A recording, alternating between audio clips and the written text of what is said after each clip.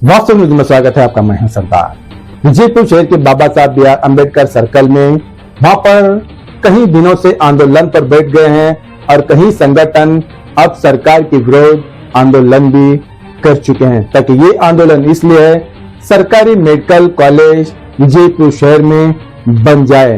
आखिर बहुत सारे यहाँ पर संगठन तो मनी पत्र दे चुके हैं, आंदोलन भी कर दिए हैं, मगर आज मंत्री शिवानंद पाटिल भी आकर आज ये कहने लगे हैं ताकि उनके जो सरकारी जो मुख्यमंत्री है, जो उप मुख्यमंत्री है, उनके तक ये खबर पहुंचाऊंगा और मैं आपके साथ मिलकर इसके लिए आवाज उठाऊंगा। पहले भी इन्होंने हेल्थ मंत्री थे, तब भी इन्होंने ये कहा था कि विजयपुर शहर में एक सरकारी मेडिकल कॉलेज बन जाएगा तो बहुत सारे गरीब लोग यहाँ पर अपनी जो ख्वाब है वो पूरा हो जाएगा। अब तो यहाँ पर आंदोलन तो बैठ गए हैं, तब तक मेडिकल कॉलेज नहीं बन पाती, तब तक ये आंदोलन, ये सत्याग्रह ये तब तक चलता ही रहेगा। अब तो यहाँ पर बहुत सारे भाषण में बहुत सारे यहाँ पर चैलेंज कर चुके हैं, क्या इनकी जो मांग है क्या वो पूरी हो जाएगी, क्या इनको राजनीति के लोग क्या साथ देंगे या ना देंगे, ये तो आते दिनों में पता चल जाएगा। मगर आज यहाँ पर मंत्री शिवानंद पाटिल आकर यहाँ पर क्या इनको आश्वासन देते हैं और क्या भरोसा देते हैं, इन्हीं की जुबान से सुनाएंगे। आइए देखेंगे एक रिपोर्ट में।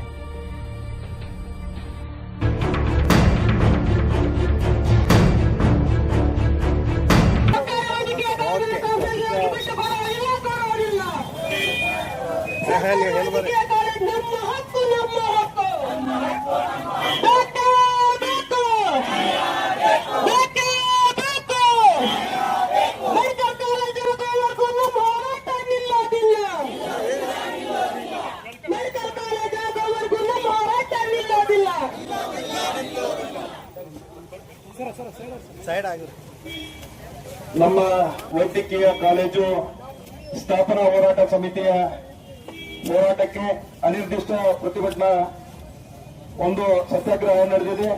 ಈ ಸತ್ಯಾಗ್ರಹ ಇವತ್ತು ಸ್ಥಳಕ್ಕೆ ನಮ್ಮ ನಾಡಿನ ಜನಪ್ರಿಯ ಸಚಿವರು, ಕೃಷಿ ಸಚಿವರಾಗಿರುವಂತಹ ಸನ್ಮಾನ್ಯ ಶ್ರೀ ಶಿವಾನಂದ ಎಸ್ ಪಾಟೀಲ್ ಸಾಹೇಬರು ಕೂಡ ಆಗಮಿಸಿದ್ದಾರೆ। ಅವರನ್ನು ನಮ್ಮ ಸಮಿತಿಯ ಪರವಾಗಿ ತುಂಬಿಸಿದ್ದು, ಈ ಹೋರಾಟದ ಅಂಗವಾಗಿ ಪರಮ ಪೂಜ್ಯರು ಕೂಡ ಇಲ್ಲಿ ಆಗಮಿಸಿದ್ದು, ಅವರನ್ನು ಕೂಡ ನಮ್ಮ ಹೋರಾಟ ಸಮಿತಿಯ ಪರವಾಗಿ ತುಂಬು ಹೃದಯದಿಂದ ಸ್ವಾಗತವನ್ನು ಬಯಸ್ತಾ ಇದ್ದೀನಿ।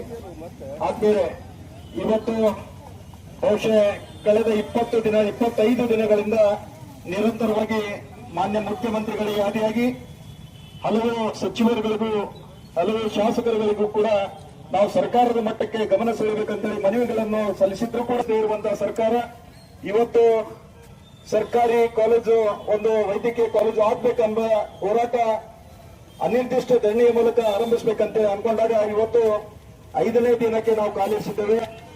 ಬಹುಶಃ ಜಿಲ್ಲೆಯ ಹಲವು ಮುಖಂಡರು, ಹಲವು ಸಂಘಟನೆಗಳು ಬಂದು ಈ ಒಂದು ಪ್ರತಿಭಟನಾ ಒಂದು ಬೃಹತ್ ಪ್ರತಿಭಟನಾ ರ್ಯಾಲಿ ಜೊತೆಯನ್ನು ಸೂಚಿಸಿದ್ದಾರೆ। ಮುಂಬರುವ ದಿನಗಳಲ್ಲಿ ಇದು ದೊಡ್ಡ ಆಂದೋಲನವಾಗಿ ಹೊರಹೊಮ್ಮಲಿದೆ ಅಂತೇಳಿ ನಾವು ಸರ್ಕಾರಕ್ಕೆ ಹೇಳಬಯಸ್ತಾ ಇದ್ದೀವಿ। ಮಾನ್ಯರು ಇವತ್ತು ಮಾನ್ಯ ಸಚಿವರು ನಮ್ಮ ವೇದಿಕೆಗೆ ಬಂದು ಈ ಒಂದು ಸರ್ಕಾರದ ಪರವಾಗಿ ತಾವು ನಮ್ಮನ್ನು ಉದ್ದೇಶಿಸಿ ಮಾತನಾಡಬೇಕಂತೇಳಿ ನಾನು ವಿನಂತಿಸ್ಕೊಳ್ತಾ ಇದ್ದೀನಿ। ಬಡ ವಿದ್ಯಾರ್ಥಿಗಳಿಗೆ ತೊಂದರೆ ಆಗ್ತದೆ। ಇವತ್ತು ರೈತರ ಮಕ್ಕಳು ಇರ್ತಾರೆ, ಕೂಲಿ ಕಾರ್ಮಿಕರು ಇರ್ತಾರೆ, ಎಲ್ಲ ವರ್ಗದ ಜನರು ಇವತ್ತು ತಂದೆ ಒಕ್ಕಲ್ತನ ಮಾಡ್ತಾನೆ, ಕೃಷಿ ಮಾಡ್ತಾನೆ, ಅವ್ರ ಮಕ್ಕಳು ನಾನು ಕೃಷಿ ಮಾಡಲ್ಲ, ನಾನು ದೊಡ್ಡ ದೊಡ್ಡ ಇಂಜಿನಿಯರಿಂಗ್ ಆಗಬೇಕು ಅಥವಾ ಮೆಡಿಕಲ್ MBBS MD ಹೋಗ್ಬೇಕಂತಕ್ಕಂಥದ್ದೊಂದು ಹಂಬಲ ಇರ್ತದ। ಅವಾಗ ಖಾಸಗಿದವ್ರ ಜೊತೆಗೆ ಹೊಂದಾಣಿಕೆ ಮಾಡ್ಕೊಂಡು ಹೋದ್ರೆ ಮತ್ತೆ ಡೊನೇಷನ್ ಕೊಡೋದು ತಪ್ಪಾಗಿಲ್ಲ। ಮತ್ತೆ ಬಡ ವಿದ್ಯಾರ್ಥಿ ಅವ ಕಲಿಬೇಕನ್ನೋ ವಿಚಾರ ಇರ್ತದೆ, ಹಂಬಲ ಇರ್ತದೆ, ಕೋಟಿ ಇಟ್ಲೆ ಡೊನೇಷನ್ ಕೊಡೋದು ಅವನಿಗೆ ತಾಕತ್ ಇರಂಗಿಲ್ಲ, ಹೀಗಾಗಿ ಅವ ಮೆಡಿಕಲ್ ದಿಂದ ವಂಚಿತ ಆಗ್ತಾನೆ। ಇದು ಆಗಬಾರದು, ಇದು ಬಂಡವಾಳಶಾಹಿಗಳ ಒಂದು ಕುತಂತ್ರ ಅಂತ ನಾ ಹೇಳಬೇಕಾಗ್ತದೆ। ಯಾಕಂದ್ರೆ 500 ಕೋಟಿ ಕೊಡೋದು ಏನು ಅವಶ್ಯಕತೆ ಅದಲ್ಲಿ, ಇದೆಲ್ಲ ಆಗಬಾರದು। ವಿಜಯಪುರ ಜಿಲ್ಲೆ ಜನರಿಗೆ ಮೋಸ ಮಾಡೋದನ್ನ ಬಿಡಬೇಕು, ಕೂಡಲೇ ಅದನ್ನ ಸರ್ಕಾರ ಎಚ್ಚೆತ್ತುಕೊಂಡು ಮತ್ತೆ ಆಡಳಿತ ಪಕ್ಷ ಇರಲಿ, ವಿರೋಧ ಪಕ್ಷದ ಶಾಸಕರಿರಲಿ, ವಿಜಯಪುರ ಜಿಲ್ಲೆಯ ಒಂದು ಅಳವನ್ನ ಕೇಳಿಕೊಂಡು ಈ ಸರ್ಕಾರಿ ವೈದ್ಯಕೀಯ ಮಹಾವಿದ್ಯಾಲಯ ಸರ್ಕಾರಕ್ಕೆ ಇರಲಿ ತಿಳ್ಕೊಂಡು ಅವರು ಒಂದು ಸರ್ಕಾರಕ್ಕೆ ಅವರೇ ಹೇಳಬೇಕು ಸ್ವಯಂ ಪ್ರೇರಿತವಾಗಿ। ಏನು ಇಲ್ಲಿವರೆಗೆ ನಾ ಏನು ಸರ್ಕಾರ ಒತ್ತಡ ತಂದಿದ್ದೆ ಅದು ನಮ್ದು ತಪ್ಪಾಗಿಲ್ಲ ಅಂತ ಹೇಳ್ಬೇಕು ಅವರು। ಸುಮ್ಮನೆ ಇವತ್ತು ಜನರು ಸಾಯಿಸುವಂತ ಕೆಲಸ ಮಾಡಬಾರದು, ಇಲ್ಲಿಗೆ ತಮ್ಮ ಹಟ್ಟಿಯನ್ನ ನಿಲ್ಲಿಸುವಂತ ಕೆಲಸ ಆಗ್ಬೇಕು. ಮುಖ್ಯಮಂತ್ರಿಗಳು ಯಾವುದೇ ಒಂದು ಒತ್ತಡಕ್ಕೆ ಮಣಿಯದೆ ಏನು ವಿಜಯಪುರದಲ್ಲಿ ಸರ್ಕಾರಿ ವೈದ್ಯಕೀಯ ಮಹಾವಿದ್ಯಾಲಯವನ್ನು ಖಾಸಗಿ ಸಹಭಾಗಿತ್ವದಲ್ಲಿ ಮಾಡಬೇಕಂತ ವಿಚಾರ ಸರ್ಕಾರದೊಳಗ ಇವತ್ತೇ ಅದನ್ನು ನಿಲ್ಲಿಸಿ ಸಂಪೂರ್ಣ ಸರ್ಕಾರದ ಅಧೀನದಲ್ಲಿ ನಡೆಸಿ ತಿಳ್ಕೊಂಡು ಘೋಷಣೆ ಮಾಡಿದಾಗ ಮಾತ್ರ ಈ ನಮ್ಮ ಹೋರಾಟ ನಾವು ಕೈ ಬಿಡ್ಬೇಕಾಗ್ತದೆ. ಇಲ್ಲಂತಂದ್ರೆ ಈ ಹೋರಾಟ 6 ತಿಂಗಳು ಹೋಗ್ತದೋ, ವರ್ಷ ಹೋಗ್ತದೋ, ಎಲ್ಲಿ ತನಕ ಹೋಗ್ತದೋ ಹೋಗಲಿ. ಇಲ್ಲಿಂದ ನಾವು ಮನೆಗೆ ಹೋಗ್ಬೇಕಾರ ಕಾಲೇಜವನ್ನ ಸಂಪೂರ್ಣ ಸರ್ಕಾರದ ಸ್ವಾಯತ್ತತೆ ನಡೆಸಿ ತಿಳ್ಕೊಂಡು ಸರ್ಕಾರದ ಆದೇಶ ಪ್ರತಿ ನಮ್ಮ ಕೈಯಾಗ ಬಂದಾಗ ಮಾತ್ರ ಈ ಹೋರಾಟ ನಿಲ್ತದೆ. ಇಲ್ಲಾಂದ್ರೆ ನಾವು ಹೆಣ ಮನೆಗೆ ಹೋಗ್ಬೇಕು. ಇದ್ರ ಬಿಟ್ಟು ಬೇರೆ ದಾರಿ ಇಲ್ಲ ನಮಗೆ. ಯಾಕಂದ್ರೆ ನಮ್ಗೆ ಅನ್ಯಾಯ ಆಗ್ತದೆ. ವಿಜಯಪುರ ಜಿಲ್ಲೆ ಅಂತಂದ್ರೆ ಇಲ್ಲಿ ಯಾರು ಹೇಳೋರಿಲ್ಲ, ಕೇಳೋರಿಲ್ಲ, ಇಲ್ಲಿ ಒಟ್ಟಾರೆ ಯಾರು ಗಣಿಸರಿಲ್ಲ ಅನ್ನೋ ಲೆಕ್ಕಕ್ಕೆ ಸರ್ಕಾರ ಬಂದಾವೆ. ಎಲ್ಲರೂ ನಾವು ಏನಿದೆ ಅಂತಕ್ಕಂಥದ್ದು ನಾವು ತೋರಿಸಿಕೊಡ್ಬೇಕಾಗ್ತದೆ. ಆ ನಿಟ್ಟಿನಲ್ಲಿ ಮಾನ್ಯ ಸಚಿವರು ನಮ್ಮ ಗಣ್ಣಿಗೆ ಬಂದಿದ್ದಾರೆ. ಅವರ ಒಂದು 4 ಮಾತುಗಳನ್ನು ಕೇಳೋಣ. ಯಾವ ರೀತಿ ಸರ್ಕಾರದ ಮೇಲೆ ಒತ್ತಡ ತಂದು ಈ ಕೆಲಸ ಮಾಡಿ ಕೊಡ್ತಾರೆ ಅಂತಕ್ಕಂಥದ್ದು ಆ ಸಚಿವರಿಗೆ ಇವತ್ತು ಕೇಳಿ ಅವ್ರ ಮೇಲೆ ನಾವು ಒತ್ತಡ ತರುವಂತ ಕೆಲಸ ಮಾಡಬೇಕಾಗಿದೆ. ಆ ಕಾರಣಕ್ಕಾಗಿ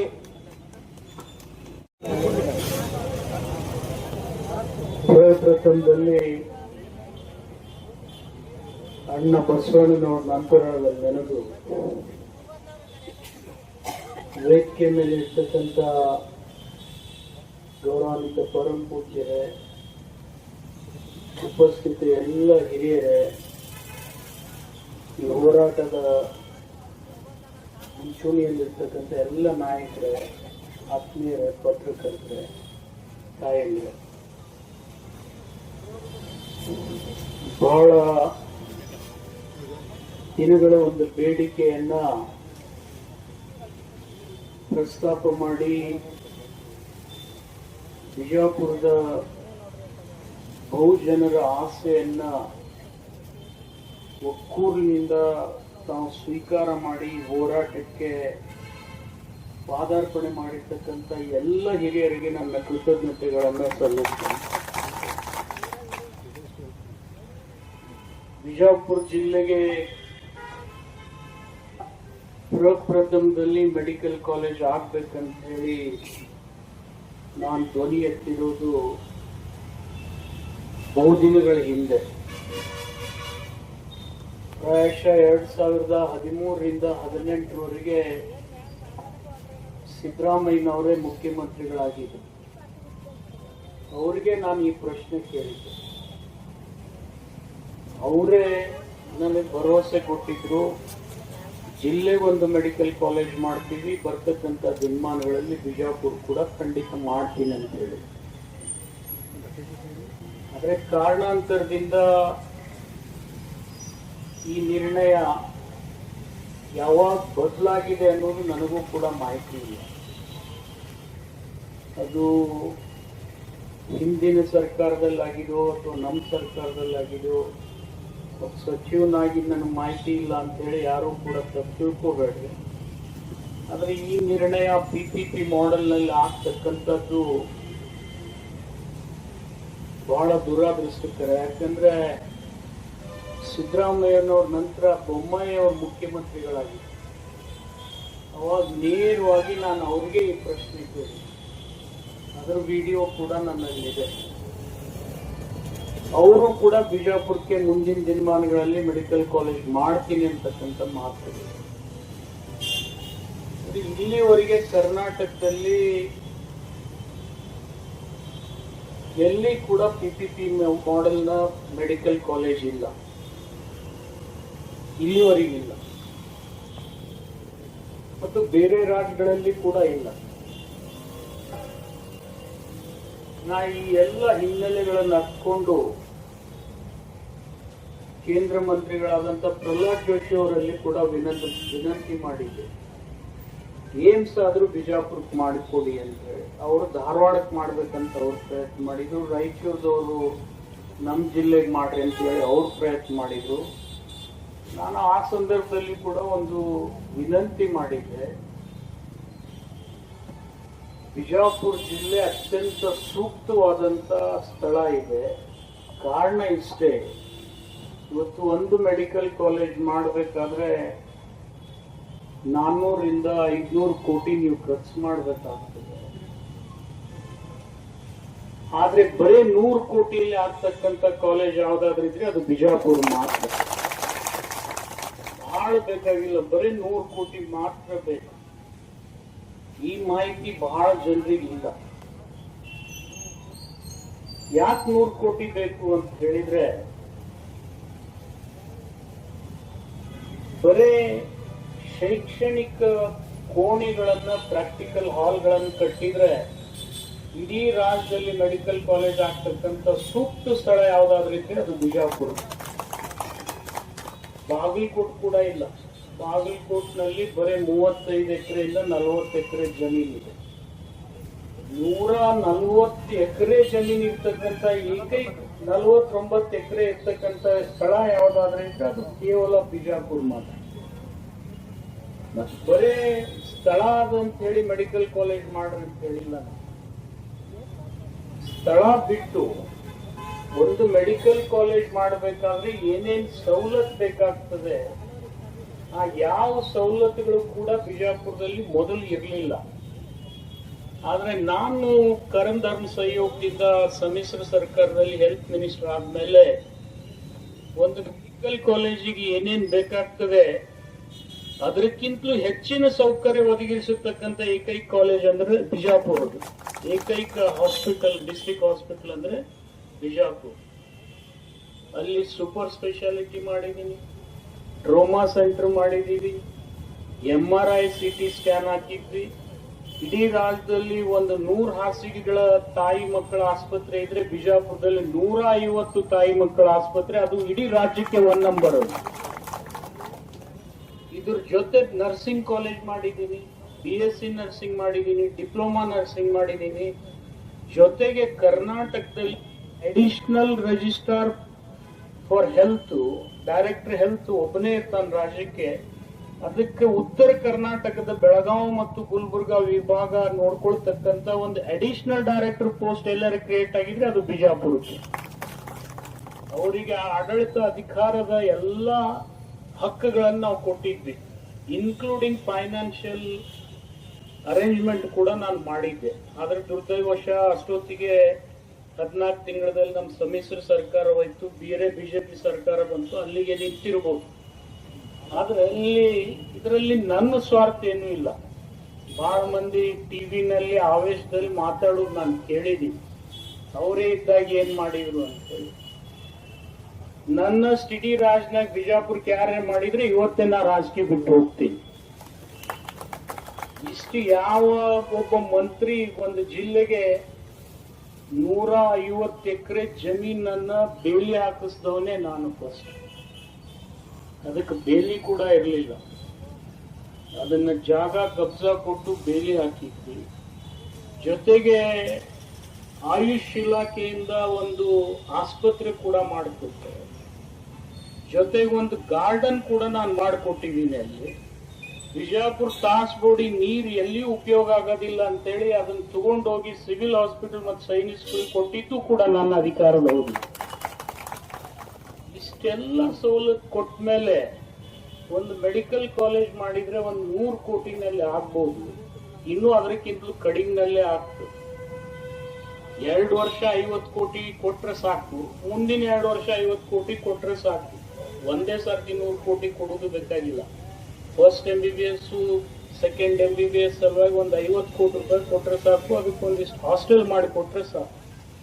ಮತ್ತೆ ಯಾಕೆ ಇದನ್ನ ಕೊಡ್ಬೇಕಪ್ಪ ಅಂತಂದ್ರೆ, ನಮ್ಮ ಜಿಲ್ಲೆಯ ಮಕ್ಕಳು ಬಹಳ ಬಡವರಿದ್ದಾರೆ. ಇಲ್ಲಿ 2 ಮೆಡಿಕಲ್ ಕಾಲೇಜ್ ಇರ್ಬೋದು, ಆದ್ರೆ ಅಕಸ್ಮಾತ್ ಇಲ್ಲಿ ಮೆಡಿಕಲ್ ಕಾಲೇಜ್ ಆದ್ರೆ ಈ ಬಿಜಾಪುರ ಜಿಲ್ಲೆಗೆ ಶೈಕ್ಷಣಿಕ ಕ್ರಾಂತಿ ಮಾಡಿರತಕ್ಕಂತ ಬಂತನಾಳ್ ಸಿಯೋಗಳ ಹೆಸರು ಅದಕ್ಕೆ ಇಡಬೇಕು ಅನ್ನೋದು ನನ್ನ ಆಸೆ ಇದೆ. ಯಾಕಂದ್ರೆ ಅವರು ಮಾಡಿರ್ತಕ್ಕಂತ ಶೈಕ್ಷಣಿಕ ಕ್ರಾಂತಿ ಇವತ್ತು ಯಾವ ಜಿಲ್ಲೆ ಯಾವ ಮೂಲಿಗೆ ಹೋಗ್ತಿರೋ ಹೋಗ್ರಿ, ಜಮಖಂಡಿಗೆ ಹೋದ್ರು ಅಲ್ಲಿ ಹೈಸ್ಕೂಲ್ ಮಾಡಿಕೊಟ್ರು, ಡಿಗ್ರಿ ಕಾಲೇಜ್ ಮಾಡಿಕೊಟ್ರು. ನಮ್ಮ ಜಿಲ್ಲೆನಾಗ ಬಿಡ್ರಿ ಜಮಖಂಡಿ ತನಕ.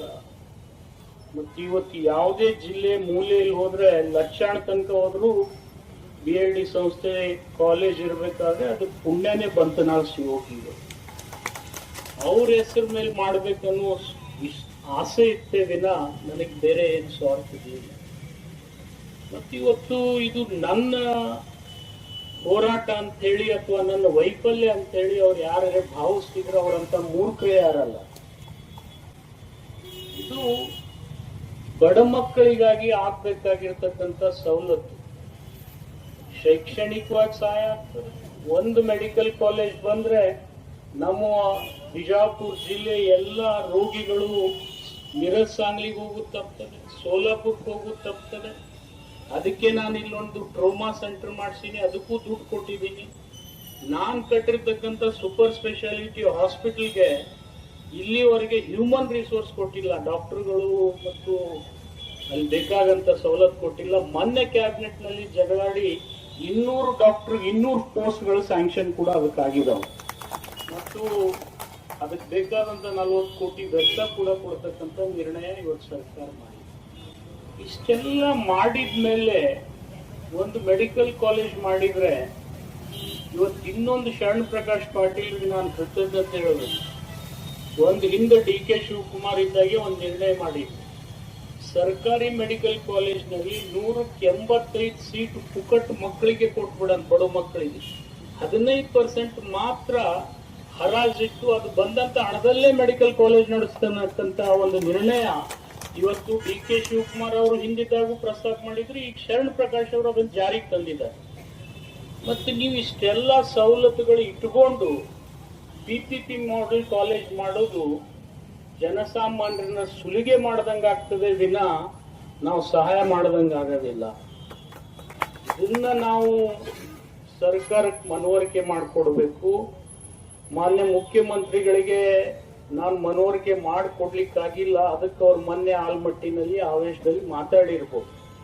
ಆದ್ರೆ ನಾನು ನಿಮ್ಮ ವೇದಿಕೆ ಮುಖಾಂತರ ನಿಮಗೊಂದು ಭರವಸೆ ಕೊಡ್ತೀನಿ, ಮಾನ್ಯ ಮುಖ್ಯಮಂತ್ರಿಗಳಿಗೆ ಉಪಮುಖ್ಯಮಂತ್ರಿಗಳಿಗೆ ಮನವರಿಕೆ ಮಾಡಿಕೊಟ್ಟು ಸಾಧ್ಯ ಆದಷ್ಟು ಬಿಜಾಪುರದಲ್ಲಿ ಸರ್ಕಾರಿ ಮೆಡಿಕಲ್ ಕಾಲೇಜನ್ನೇ ಮಾಡತಕ್ಕಂಥ ಪ್ರಯತ್ನ ಮಾಡತಕ್ಕಂಥ ವಿಚಾರ ಮಾನ್ಯ ಮುಖ್ಯಮಂತ್ರಿಗಳಿಗೆ ಗಮನಕ್ಕೆ ತಂದು ಪ್ರಯತ್ನ ಮಾಡ್ತೀನಿ ಅಂತಕ್ಕಂಥ ಮಾತನ್ನ ತಮ್ಮಲ್ಲಿ ನಾನು ಹಂಚ್ಕೊಳಕ್ ಬಂದಿದ್ದೀನಿ. ನಾವು ಕೂಡ ಇದಕ್ಕೆ ಸಹಕಾರ ಕೊಡ್ರಿ, ಸಹಾಯ ಮಾಡ್ರಿ. ಯಾಕಂದ್ರೆ ಇದು ಜಿಲ್ಲೆ ಜನರ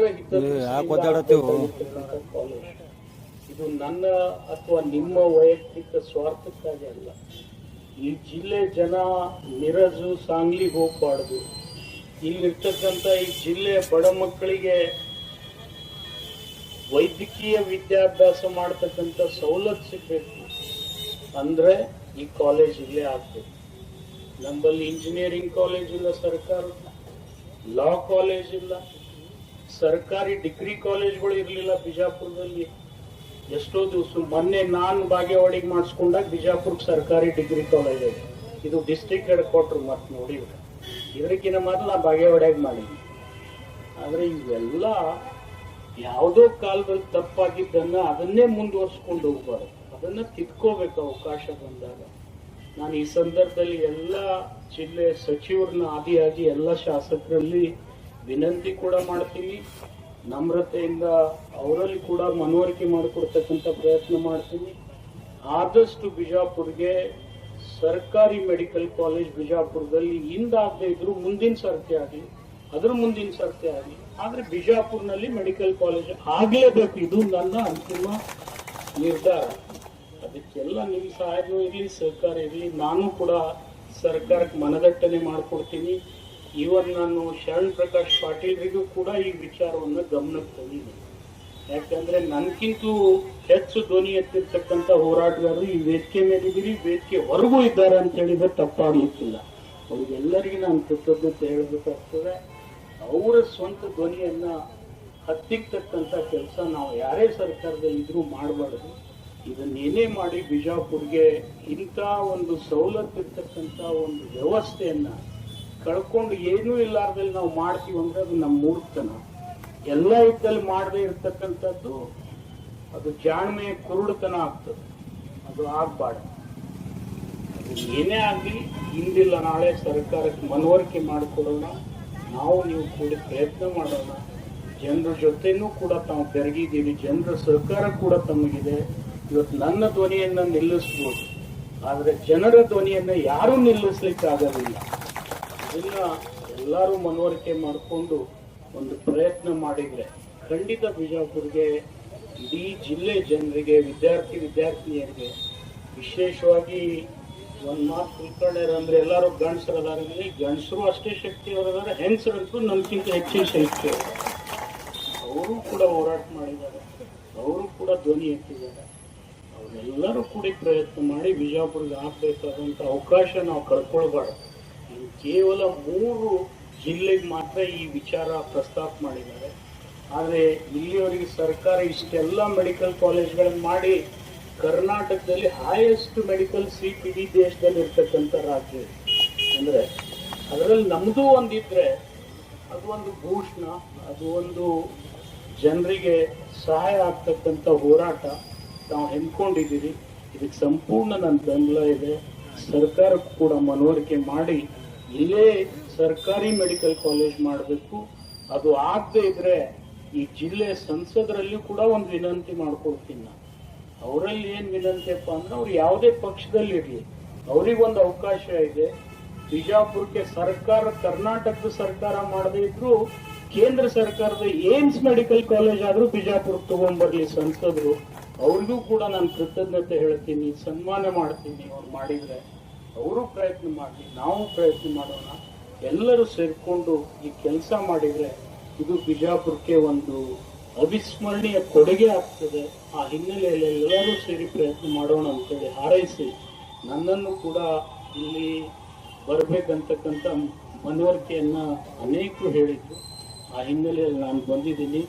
ನಿಮ್ಮ ಹೋರಾಟಕ್ಕೆ ಸದಾ ನನ್ನ ಬೆಂಬಲ ಇರ್ತದೆ ಅಂತ ಹೇಳಿ ಈ ಸಂದರ್ಭದಲ್ಲಿ ನಾನು ಭರವಸೆ ಕೊಡ್ತೀನಿ. ಜೊತೆಗೆ ಇದು ಸರ್ಕಾರದ ವಿರುದ್ಧನೂ ಅಲ್ಲ, ಪರಾನೂ ಅಲ್ಲ. ಆದರೆ ಸರ್ಕಾರಕ್ಕೆ ಮನವರಿಕೆ ಮಾಡಿಕೊಡ್ತಕ್ಕಂಥದ್ದು ಒಂದು ನನ್ನ ಕರ್ತವ್ಯ. ಆ ಹಿನ್ನೆಲೆಯಲ್ಲಿ ತಾಳ್ಮೆಯಿಂದ ತಾವು ಪ್ರಯತ್ನ ಮಾಡಿ, ನಾನು ಪ್ರಯತ್ನ ಮಾಡ್ತೀನಿ ಅಂತಕ್ಕಂಥ ಮನವಿಯನ್ನು ಮಾಡಿಕೊಂಡು ತಮ್ಮ ಹೋರಾಟಕ್ಕೆ ಸಂಪೂರ್ಣ ಬೆಂಬಲವನ್ನು ಸೂಚಿಸಿ ನನ್ನ ಮಾತುಗಳನ್ನು ಮುಗಿಸ್ತಾ ಇದ್ದೀನಿ. ಜೈ ಹಿಂದ್, ಜೈ ಕರ್ನಾಟಕ. ಅವರು ಮುಖ್ಯಮಂತ್ರಿಗಳು 2 ಬಾರಿ ಅವರಿಗೆ ಈ ಪ್ರಶ್ನೆಯನ್ನ ನಾನು ಕೇಳಿದ್ದೀನಿ. ಅವರು ಕೂಡ ನಾನು ಮಾಡ್ತೀನಿ, ಸ್ಪಂದಿಸ್ತೀನಿ ಅಂತಕ್ಕಂಥ ಭರವಸೆ ಕೊಟ್ಟಿದ್ರು. ಆ ಹಿನ್ನೆಲೆಯಲ್ಲಿ ಪುನಃ ಮನವರಿಕೆ ಮಾಡಿಕೊಡ್ತಕ್ಕಂಥ ಪ್ರಯತ್ನ ಮಾಡಿದ್ರು. ಇದು PPP ಮಾಡೆಲ್ನಲ್ಲಿ ಯಾವಾಗ ಆಗಿದೆ ಅನ್ನೋದು ನನಗೂ ಗೊತ್ತಿಲ್ಲ. ಇದು ನಮ್ಮ ಕ್ಯಾಬಿನೆಟ್ನಲ್ಲಿ ಆಗಿರ್ತಕ್ಕಂಥ ನಿರ್ಣಯ ಕೂಡ ಅಲ್ಲ. ಅದಕ್ಕೆ ಇದನ್ನ ಪುನಃ ಮುಖ್ಯಮಂತ್ರಿಗಳಿಗೆ ಮನವರಿಕೆ ಮಾಡಿಕೊಡ್ತಕ್ಕಂಥದ್ದು, DCM ಅವರಿಗೆ, ಶರಣ್ ಪ್ರಕಾಶ್ ಪಾಟೀಲ್ಗೆ, ಈವನ್ ದಿನೇಶ್ ಗುಂಡೂರಾವ್ ಅವರಿಗೆ ಮನವರಿಕೆ ಮಾಡಿಕೊಟ್ಟು ಇಲ್ಲಿ ಸರ್ಕಾರಿ ಮೆಡಿಕಲ್ ಕಾಲೇಜ್ ಮಾಡ್ರಿ ಅಂತಕ್ಕಂಥದ್ದು ನನ್ನ ಒತ್ತಾಯ. PPP ಮಾಡ್ತೀವಿ, ಅದಕ್ಕೆ ಕಾರಣ ಏನಂತಂದ್ರೆ ಕೇಂದ್ರ ಸರ್ಕಾರದ ಅನುದಾನ ಕೊಡಲ್ಲ. ನೀವು ಸ್ಥಳೀಯ ಏನು ಈ PPP ಮಾಡೆಲ್ ಆಧಾರಿತವಾಗಿ ಮಾಡಿಕೊಂಡು ನೀವು ಮಾಡಬಹುದು ಅಂತ ಕೇಂದ್ರ ಸರ್ಕಾರದ ಸೂಚನೆ ಐತೆ ಅಂತ ಉಪಮುಖ್ಯಮಂತ್ರಿಗಳು ಹೇಳಿದ್ದಾರೆ ಸರ್. ಈಗ ಅದನ್ನ ಬದಲಾವಣೆ ಮಾಡಕ್ಕೇನು ಸಮಸ್ಯೆ ಇಲ್ಲಲ್ಲ, ಯಾಕೆ ಮಾಡಬೇಕು?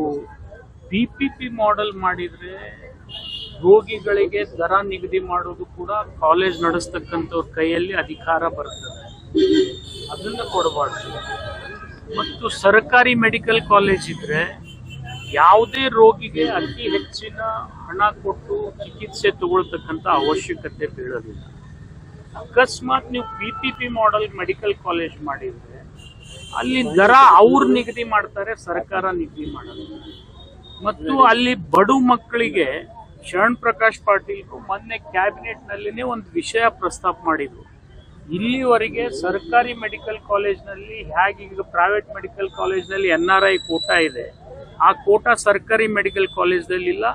ಹಿಂದೆ DK ಶಿವಕುಮಾರ್ ಅವ್ರ ಹೆಲ್ತ್ ಮಿನಿಸ್ಟರ್ ಇದ್ದಾಗ ಅವರೇ ಪ್ರಸ್ತಾಪ ಮಾಡಿದ್ರು. ಅದನ್ನೇ ಶರಣ್ ಪ್ರಕಾಶ್ ಕೂಡ ಪುನರುಚ್ಚಾರ ಮಾಡಿ 15% ಸೀಟನ್ನ ಸರ್ಕಾರಿ ಮೆಡಿಕಲ್ ಕಾಲೇಜ್ನಲ್ಲಿ ಕೂಡ ಕಾಲೇಜ್ ನಡೆಸಲಿಕ್ಕೆ ಹಿನ್ನೆಲೆಯಲ್ಲಿ 85% ಮೆರಿಟ್ ಕೊಟ್ಟು 15% ನಲ್ಲಿ ಕಾಲೇಜ್ ನಡೆಸ್ತಕ್ಕಂಥ ವ್ಯವಸ್ಥೆ ಕೂಡ ನಾನು ಮಾಡ್ತೀನಿ ಅಂತ ಹೇಳಿ ಅವರೇ ಪ್ರಸ್ತಾಪ ಮಾಡಿದ್ದಾರೆ. ಆ ಹಿನ್ನೆಲೆಯಲ್ಲಿ ಯಾವುದೇ ಹೊರೆ ಸರ್ಕಾರಕ್ಕೆ ಬರೋದಿಲ್ಲ ಇಲ್ಲಿ ಮೆಡಿಕಲ್ ಕಾಲೇಜ್ ಆದ್ರೆ. ಈಗ ಸಚಿವರು ಹೇಳ್ತಿರುವಂತದ್ದು ಆ ರೀತಿ ಮಾತ್ರ ಇಲ್ಲ ಅಂತ ಹೇಳಿ ಸರ್. ಈಗ ಮೊನ್ನೆನೆ ಮೆಡಿಕಲ್ ಕಾಲೇಜಿನಲ್ಲಿ 15% NRI ಕೋಟಾ ನಾನು ಇಂಟ್ರೊಡ್ಯೂಸ್ ಮಾಡ್ತೀನಿ ಅಂತ ಹೇಳಿ ಶರಣ್ ಪ್ರಕಾಶ್ ಪಾಟೀಲ್ರೇ ಹೇಳಿದ್ದಾರೆ. ವಿಶೇಷವಾಗಿ ಸ್ಪೆಷಲ್ ಅಟೆನ್ಷನ್ ಡ್ರಾ ಮಾಡಿದ್ದಾರೆ ಕ್ಯಾಬಿನೆಟ್ ಇಂದು. ಕೆಲವೊಂದು ಸೀಟ್ ಈಗಲೂ ಇದೆ ಸರ್, ಈಗಿಲ್ಲ, ಈಗ ಮ್ಯಾಲೆ ಬರ್ಬೋದು.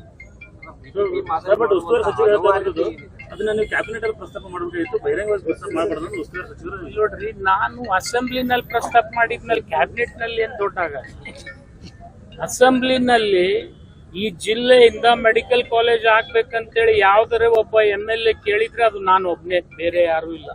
ನಿಂಬಲ್ಲಿ ಟಿವಿನಲ್ಲಿ ಕ್ಲಿಪ್ಪಿಂಗ್ಸ್ ಅದಾವೆ, ಆಡಿಯೋ ಇದಾವೆ, ವಿಡಿಯೋ ಇದಾವೆ. ನಾನು ಇವತ್ತಲ್ಲ 2013ರಿಂದ 18 ತನಕ ಸತತವಾಗಿ ಕೇಳಿದ್ದೆ. ಅದು ಆಗ್ಲಿಲ್ಲ ಅಂತ ತಿಳ್ಕೊಂಡೆ ಸುದಯದಿಂದ 2018ಕ್ಕೆ ನಾನೇನು ಹೆಲ್ತ್ ಮಿನಿಸ್ಟರ್ ಆದೆ, ಫಸ್ಟ್ ಬಿಜಾಪುರಕ್ಕೆ MCH ಮಾಡಿಕೊಟ್ಟೆ, ಟ್ರೋಮಾ ಸೆಂಟರ್ ಮಾಡಿದೆ, ಸೂಪರ್ ಸ್ಪೆಷಾಲಿಟಿ ಮಾಡಿದೆ, ಆಯುಷ್ ಹಾಸ್ಪಿಟಲ್ ಮಾಡಿದೆ, 150 ಎಕರೆ ಫುಲ್ ಫೆನ್ಸಿಂಗ್ ಹಾಕಿ ಅಲ್ಲೆಲ್ಲ ರಸ್ತೆಗಳನ್ನು ಅಭಿವೃದ್ಧಿ ಮಾಡಿಕೊಟ್ಟೆ. ಮಾಡಿ ಇಲ್ಲಿ ನೀರಿನ ವ್ಯವಸ್ಥೆನೂ ಕಡಿಮೆ ಆಗ್ಬಾರ್ದಂತೇಳಿ ತಾಸ್ಬೋಡಿ ನೀರನ್ನು ಕೂಡ ಒಯ್ದು ಆ ಕ್ಯಾಂಪಸ್ಸಿಗೆ ಬಿಟ್ಟಿದ್ದೀನಿ. ಅಲ್ಲಿ ಹೆಚ್ಚಾದ್ರೆ ಅದನ್ನ ಒಯ್ದು ಸೈನಿಕ್ ಸ್ಕೂಲ್ ಕೊಡ್ರಿ ಅಂತ ಕೂಡ ಒಂದು ಪ್ರಸ್ತಾವನೆ ನಾನೇ ವಾಟರ್ ಬೋರ್ಡ್ ನಿಂದ ದುಡ್ಡು ಕೊಡಿಸಿ ಮಾಡಿಸ್ಕೊಡ್ತೀನಿ. ಸರ್, ಈಗ ಅದು ಉಪಯೋಗ ಆಗ್ತಿಲ್ಲ ಸರ್. ಅದು ಉಪಯೋಗ ಆಗೋದು ಬಿಡೋದಿಲ್ಲ, ನಾಳೆ ಮಾಡ್ಕೋಬೇಕು ಅಷ್ಟೇ, ಇನ್ನೇನಿಲ್ಲ. ಅವ್ರು ನಾನಂತೂ ಚಾಲು ಮಾಡೇ ಕೊಟ್ಟು ಬಂದಿದ್ದೀನಿ. ಪಂಚಮಸಾಲಿ ಸ್ವಾಮೀಜಿ ಅವರನ್ನ ಏಕಾಏಕಿ ಉಚ್ಚಾಟನೆ ಆ ವಿಚಾರದಲ್ಲಿ ನಾನು ಯಾವುದೇ ಇಲ್ಲ, ನನಗೇನು ಇಲ್ಲ ಅಂತ ನಾನೇ ಹೇಳ್ತಾ ಇದ್ದೀನಿ. ಯಾಕೋ ಇದು ಯಾವಾಗ ಇಲ್ಲ ರೀ, ನನಗ್ ಗೊತ್ತಿಲ್ಲ. ಸರ್ಕಾರ ನಮ್ಮ ಕ್ಯಾಬಿನೆಟ್ ನಲ್ಲಿ ತೆಗೆದುಕೊಂಡಂತ ನಿರ್ಣಯ ಇದು ಅಲ್ಲ. ಚರ್ಚೆ ಆಯ್ತು, ಬಸವನಗೌಡರು ಕೂಡ ಚರ್ಚೆ ಮಾಡ್ತಾರೆ. ನೋಡ್ರಿ, ನನಗೆ ಯಾರು ಚರ್ಚೆ ಮಾಡ್ತಾರೆ ಸೆಷನ್ ಅಲ್ಲಿ ಆಗಿಲ್ಲ, ನನಗ್ ಗೊತ್ತಿಲ್ಲ. ಆದ್ರೆ ಯಾವ ಸರ್ಕಾರದಲ್ಲಿ ಈ ನಿರ್ಣಯ ಆಗಿದೆ ಅದು ತಪ್ಪು. ಯಾಕಂದ್ರೆ ಇಡೀ ರಾಜ್ಯದಲ್ಲಿ ಇಷ್ಟೆಲ್ಲಾ ಜಿಲ್ಲೆಗಳಲ್ಲಿ ಮೆಡಿಕಲ್ ಕಾಲೇಜ್ ನಾವು ಮಾಡಿದೀವಿ. 31ರಲ್ಲಿ ಆಲ್ಮೋಸ್ಟ್ 22 ಜಿಲ್ಲೆಯಲ್ಲಿ ನಾವು ಮಾಡಿದೀವಿ. ಇನ್ನು ಉಳಿತಕ್ಕಂಥವು ಎಷ್ಟಿದಾವೆ?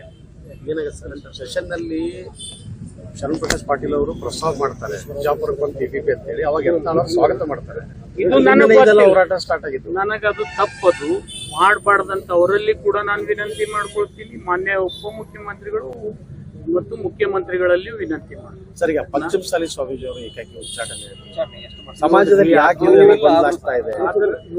ನಾನು